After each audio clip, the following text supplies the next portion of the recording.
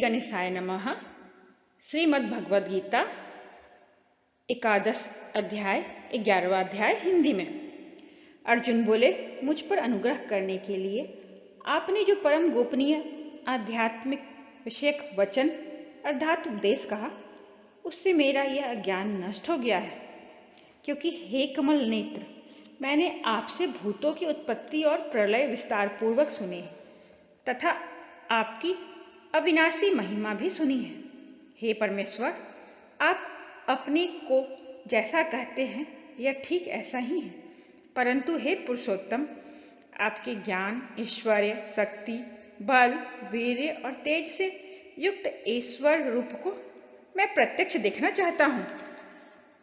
हे प्रभु, यदि मेरे द्वारा आपका यह रूप देखा जाना शक्य है, ऐसा आप मानते हैं, तो हे योगेश्वर, उस अविनाशी स्वरूप का मुझे दर्शन कराइए।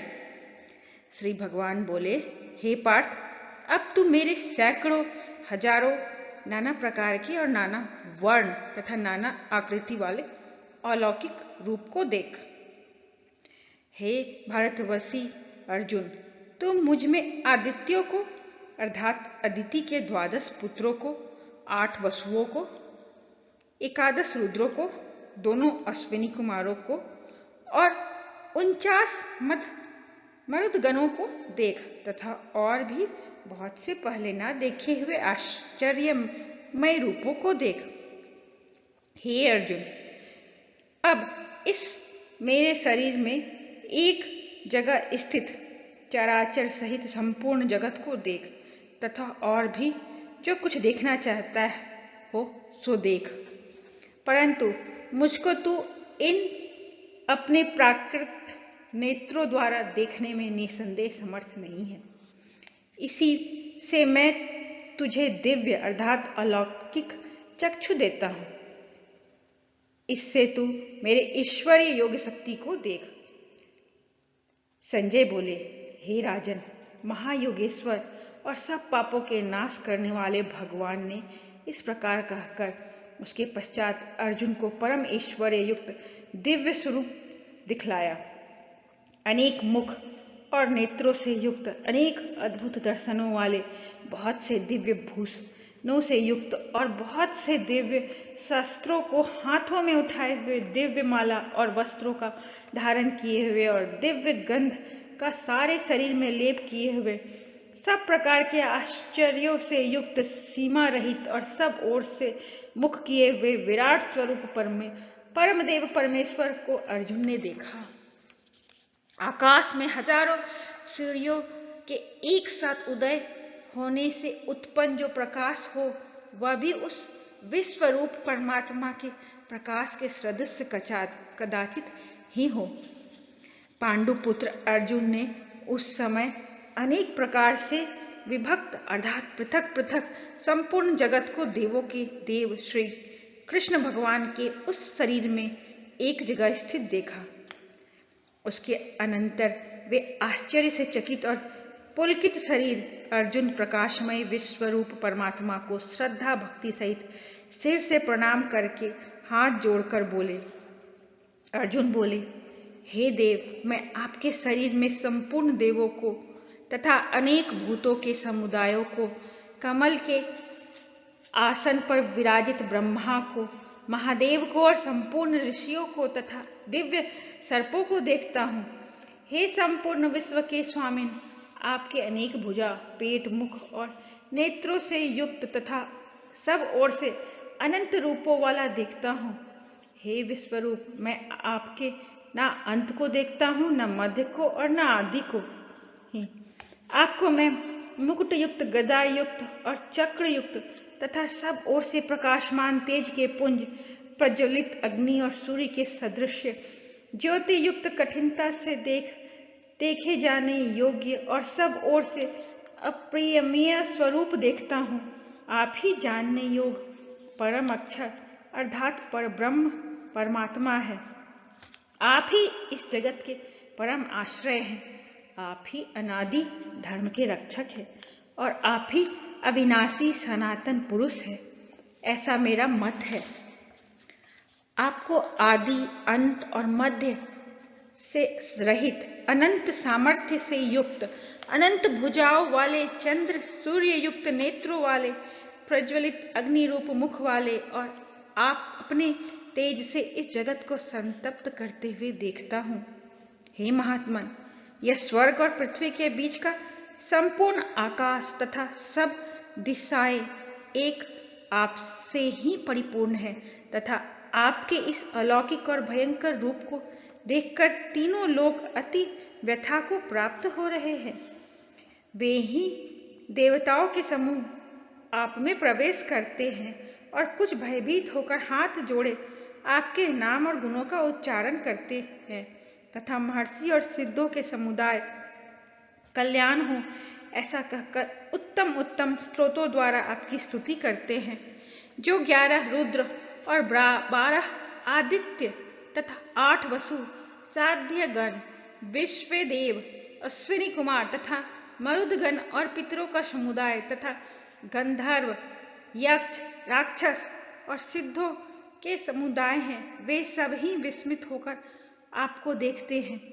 हे महाबाहो, आपके बहुत मुख और नेत्रों वाले, बहुत हाथ, जंघा और पैरों वाले, बहुत उदरों वाले और बहुत सी दाढ़ों के कारण अत्यंत विकराल महान रूप को देखकर सब लोग व्याकुल हो रहे हैं तथा मैं भी व्याकुल हो रहा हूँ, क्योंकि हे विष्णु, आकाश को स्पर्श करने वाले देदीप्यमान अनेक वर्णों से युक्त तथा फैलाए हुए मुख और प्रकाशमान विशाल नेत्रों से युक्त आपको देखकर भयभीत अंतःकरण वाला मैं धीरज और शांति नहीं पाता हूँ।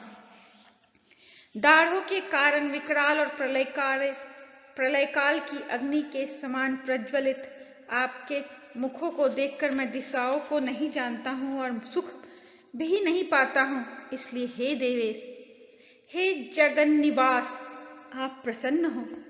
वे सभी धृतराष्ट्र के पुत्र राजाओं के समुदाय सहित आप में प्रवेश कर रहे हैं और भीष्म पितामह, द्रोणाचार्य तथा वह कर्ण और हमारे पक्ष के भी प्रधान योद्धाओं के सहित सब के सब आपके दाढ़ों के कारण विकराल भयानक मुखों में बड़े वेग से दौड़ते हुए प्रवेश कर रहे हैं और कई एक चूर्ण हुए सिरों सहित आपके दांतों के बीच में लगे हुए दिख रहे हैं, जैसे नदियों के बहुत से जल के प्रवाह स्वाभाविक ही समुद्र के ही सम्मुख दौड़ते हैं अर्थात समुद्र में प्रवेश करते हैं, वैसे ही वे नरलोक के वीर भी आपके प्रज्वलित मुखों में प्रवेश कर रहे हैं। जैसे पतंग मोहवश नष्ट होने के लिए प्रज्वलित अग्नि में अति वेग से दौड़ते हुए प्रवेश करते हैं, वैसे ही ये सब लोग भी आपके नाश के लिए आपके मुखों में अति वेग से दौड़ते हुए प्रवेश कर रहे हैं। आप उन संपूर्ण लोकों को प्रज्वलित मुखों द्वारा ग्रास करते हुए सब ओर से बार बार चाट रहे हैं। हे विष्णु, आपका उग्र प्रकाश संपूर्ण जगत को तेज के द्वारा परिपूर्ण करके तपा रहा है। मुझे बतलाइए कि आप उग्र रूप वाले कौन हैं? वे देवों में श्रेष्ठ, आपको नमस्कार हो, आप प्रसन्न होइए। आदि पुरुष, आपको मैं विशेष रूप से जानना चाहता हूँ, क्योंकि मैं आपकी प्रवृत्ति को नहीं जानता। श्री भगवान बोले, मैं लोकों का नाश करने वाला बढ़ा हुआ महाकाल हूँ। इस समय इन लोकों को नष्ट करने के लिए प्रवृत्त हुआ हूँ। इसलिए जो प्रतिपक्षियों की सेना में स्थित योद्धा लोग हैं, वे सब तेरे बिना भी नहीं रहेंगे, अर्थात तेरे युद्ध न करने पर भी इन सब का नाश हो जाएगा। एतेव, तो उठ, यश प्राप्त कर और शत्रुओं को जीत कर धन धान्य से संपन्न राज्य को भोग। ये सब सूरवीर पहले ही से मेरे द्वारा मारे हुए हैं, वे स्वयं साक्षीन, तू तो केवल निमित्त मात्र बन जा। द्रोणाचार्य और भीष्म पितामह तथा जयद्रथ और कर्ण तथा और भी बहुत से मेरे द्वारा मारे हुए शूरवीर योद्धाओं को तू मार। भय मत कर, निसंदेह तो युद्ध में वैरियों को जीतेगा, इसलिए युद्ध कर।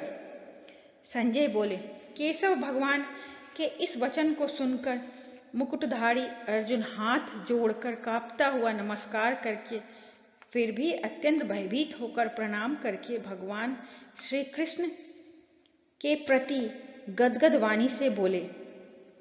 अर्जुन बोले, हे अंतर्यामिन, यह योग ही है कि आपके नाम, गुण और प्रभाव के कीर्तन से जगत अति हर्षित हो रहा है और अनुराग को भी प्राप्त हो रहा है तथा भयभीत राक्षस लोग दिशाओं में भाग रहे हैं और सब सिद्ध गणों के समुदाय नमस्कार कर रहे हैं। हे महात्मन, ब्रह्मा के भी आदिकर्ता और सबसे बड़े आपके लिए वे कैसे नमस्कार ना करें, क्योंकि हे अनंत, हे देवेश, हे जगन निवास, जो सत असत और उनसे परे अक्षर अर्थात सच्चिदानंद घन ब्रह्म है, वह आप ही हैं। आप आदि देव और सनातन पुरुष है। आप इस जगत के परम आश्रय और जानने वाले तथा जानने योग्य और परम धाम है। हे अनंत रूप, आपसे यह सब जगत व्याप्त अर्थात परिपूर्ण है। आप वायु, यमराज, अग्नि, वरुण, चंद्रमा, प्रजा के स्वामी, ब्रह्मा और ब्रह्मा के भी पिता हैं। आपके लिए हजारों बार नमस्कार नमस्कार हो। आपके लिए फिर भी बार बार नमस्कार नमस्कार। हे अनंत सामर्थ्य वाले, आपके लिए आगे से और पीछे से भी नमस्कार। हे स्वात्मन, आपके लिए सब ओर से ही नमस्कार हो, क्योंकि अनंत पराक्रमशाली आप समस्त संसार को व्याप्त किए हुए हैं। इससे आप ही स्वरूप हैं। आपके इस प्रभाव को ना जानते हुए आप मेरे सखा हैं, ऐसा मानकर प्रेम से अथवा प्रमाद से भी मैंने हे कृष्ण, हे यादव, हे सखे, इस प्रकार जो कुछ बिना सोचे समझे हठात कहा है। वे अच्युत, आप जो मेरे द्वारा विनोद के लिए विहार शैया, आसन और भोजनादि में अकेले अथवा उन सखाओं के सामने भी अपमानित किए गए हैं, वह सब अपराध अप्रमेय स्वरूप अर्थात अचिंत्य प्रभाव वाले आपसे मैं क्षमा करवाता हूं। आप इस चराचर जगत के पिता और सबसे बड़े गुरु एवं अति पूजनीय हैं। हे अनुपम प्रभाव वाले, तीनों लोकों में आपके समान भी दूसरा कोई नहीं है, फिर अधिक तो कैसे हो सकता है। एतेव, हे प्रभु, मैं शरीर को भली भांति चरणों में निवेदित कर प्रणाम करके स्तुति करने योग्य तथा ईश्वर को प्रसन्न होने के लिए प्रार्थना करता हूँ। हे देव, पिता जैसे पुत्र के, सखा जैसे सखा के और पति जैसे प्रियतमा पत्नी के अपराध सहन करते हैं, वैसे ही आप भी मेरे अपराध को सहन करने योग्य हैं। मैं पहले ना देखे हुए आपके इस आश्चर्यमय रूप को देखकर हर्षित हो रहा हूँ और मेरा मन भय से अति व्याकुल भी हो रहा है। इसलिए आप उस अपने चतुर्भुज विष्णु रूप को भी मुझे दिखलाइए। हे देवेश, हे जगन निवास, प्रसन्न होइए। मैं वैसे ही आपको मुकुट धारण किए हुए तथा गदा और चक्र हाथ में लिए हुए देखना चाहता हूँ।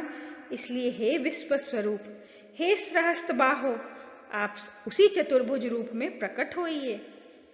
श्री भगवान बोले, हे अर्जुन, अनुग्रह पूर्वक मैंने अपनी योग शक्ति के प्रभाव से यह मेरा परम तेजोमय, सबका आदि और सीमा रहित विराट रूप तुमको दिखलाया है, जिसे तेरे अतिरिक्त दूसरे किसी ने पहले नहीं देखा था।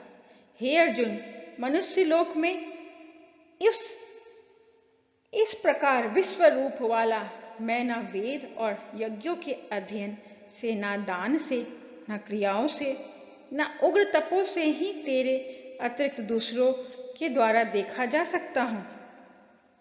मेरे इस प्रकार के इस विकराल रूप को देखकर तुझको व्याकुलता नहीं होनी चाहिए और मूढ़ भाव भी नहीं होना चाहिए। तू भय रहित और प्रीति युक्त मनवाला होकर उसी मेरे इस शंख चक्र गदा पद्मयुक्त चतुर्भुज रूप को भी देख। संजय बोले, वसुदेव भगवान ने अर्जुन के प्रति इस प्रकार कहकर फिर वैसे ही अपने चतुर्भुज रूप को दिखलाया और फिर महात्मा श्री कृष्ण ने सौम्य मूर्ति होकर उस भयभीत अर्जुन को धीरज दिया। अर्जुन बोले, हे जनार्दन, आपके इस अति शांत मनुष्य रूप को देखकर अब मैं स्थिर चित्त हो रह गया हूं और अपनी स्वाभाविक स्थिति को प्राप्त हो गया हूं। श्री भगवान बोले, मेरा तो चतुर्भुज रूप तुमने देखा है, यह सुदृश्य दर्श है, अर्थात इसके दर्शन बड़े ही दुर्लभ है। देवता भी सदा इस रूप के दर्शन की आकांक्षा करते रहते हैं। जिस प्रकार तुमने मुझको देखा है, इस प्रकार चतुर्भुज रूप वाला मैं ना वेदों से, ना तप से, ना दान से और ना यज्ञ से ही देखा जा सकता हूं। परंतु हे परम तप अर्जुन, अन्य भक्ति के द्वारा इस प्रकार चतुर्भुज रूप वाला मैं प्रत्यक्ष देखने के लिए, तत्व से जानने के लिए तथा प्रवेश करने के लिए अर्थात एक ही भाव से प्राप्त होने के लिए भी शक्य हूं। हे अर्जुन, जो पुरुष केवल मेरे ही लिए संपूर्ण कर्तव्य कर्मों को करने वाला है, मेरे परायण है, मेरा भक्त है, आसक्ति रहित है और संपूर्ण भूत प्राणियों में वैर भाव से रहित है, वह अन्य भक्ति युक्त पुरुष मुझको ही प्राप्त होता है। यहाँ पर श्री कृष्ण अर्जुन संवाद श्रीमद् भगवद गीता का 11वां अध्याय समाप्त हुआ। जय श्री कृष्ण। श्री गणेशाय नमः। श्रीमद् भगवद गीता 12वां अध्याय 12वां अध्याय हिंदी में। श्री परम परमात्मने नमः। अर्जुन बोले, जो अन्य प्रेमी भक्त जन पूर्वोक्त प्रकार से निरंतर आपके भजन संध्यान में लगे रहकर आप सगुण रूप परमेश्वर को और दूसरे जो केवल अविनाशी सच्चिदानंद घन निराकार ब्रह्म को ही अति श्रेष्ठ भाव से भजते हैं, उन दोनों प्रकार के उपासकों में अति उत्तम योगवेत्ता कौन है? श्री भगवान बोले, मुझ में मन को एकाग्र करके निरंतर मेरे भजन ध्यान में लगे हुए जो भक्तजन अतिशय श्रेष्ठ श्रद्धा से युक्त होकर मुझ सगुण रूप परमेश्वर को भजते हैं, वे मुझको योगियों में अति उत्तम योगी मान्य हैं। परंतु जो पुरुष इंद्रियों के समुदाय को भली प्रकार वश में करके मन बुद्धि से परे सर्वव्यापी अकंथनीय रूप स्वरूप और सदा एक रस रहने वाले नित्य अचल निराकार अविनाशी सच्चिदानंद घन ब्रह्म को निरंतर एक ही भाव से ध्यान करते हुए भजते हैं, वे संपूर्ण भूतों के हित में रत और सब में समान भाव वाले योगी मुझको ही प्राप्त होते हैं। उन सच्चिदानंद घन निराकार ब्रह्म में आसक्त चित्त वाले पुरुषों के साधन में परिश्रम विशेष है, क्योंकि देहाभिमानियों के द्वारा अव्यक्ति विषयक गति दुख पूर्वक प्राप्त की जाती है।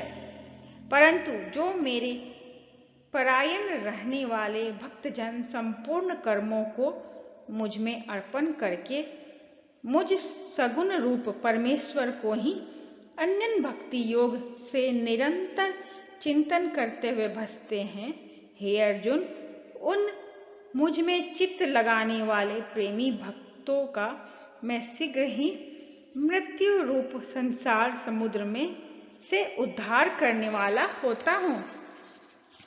मुझ में मन को लगा और मुझ में ही बुद्धि को लगा, इसके उपरांत तू मुझ में ही निवास करेगा। इसमें कुछ भी संचय नहीं है। यदि तू मन को मुझ में अचल स्थापन करने के लिए समर्थ नहीं है तो हे अर्जुन, अभ्यास रूप योग के द्वारा मुझको प्राप्त होने के लिए इच्छा कर। यदि तू उपयुक्त अभ्यास में भी असमर्थ है तो केवल मेरे लिए कर्म करने के ही परायण हो जा। इस प्रकार मेरे निमित्त कर्मों को करता हुआ भी मेरी प्राप्ति रूप सिद्धि को ही प्राप्त होगा। यदि मेरी प्राप्ति रूप योग के आश्रित होकर उपयुक्त साधन को करने में भी तू असमर्थ है तो मन बुद्धि आदि पर विजय प्राप्त करने वाला होकर सब कर्मों के फल का त्याग कर। मर्म को ना जान कर किए हुए अभ्यास से ज्ञान श्रेष्ठ है। ज्ञान से मुझ परमेश्वर के स्वरूप का ध्यान श्रेष्ठ है और ध्यान से भी सब कर्मों के फल का त्याग श्रेष्ठ है, क्योंकि त्याग से तत्काल ही परम शांति होती है। जो पुरुष सब भूतों के में द्वेष भाव से रहित, स्वार्थ रहित, सबका प्रेमी और हेतु रहित दयालु है तथा ममता से रहित, अहंकार से रहित, सुख दुखों की प्राप्ति में सम और क्षमावान है, अर्थात अपराध करने वाले को भी अभय देने वाला है, तथा जो योगी निरंतर संतुष्ट है, मन इंद्रियों सहित शरीर को वश में किए हुए है और मुझ में दृढ़ निश्चय वाला, वह मुझ में ही अर्पण किए हुए मन बुद्धि वाला मेरा भक्त मुझको प्रिय है।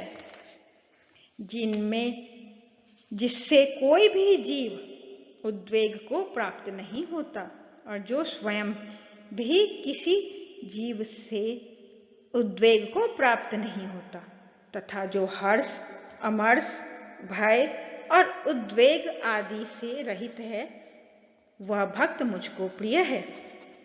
जो पुरुष आकांक्षा से रहित, बाहर भीतर से शुद्ध, चतुर, पक्षपात से रहित और दुखों से छूटा हुआ, वह सब आरंभों का त्यागी मेरा भक्त मुझको प्रिय है।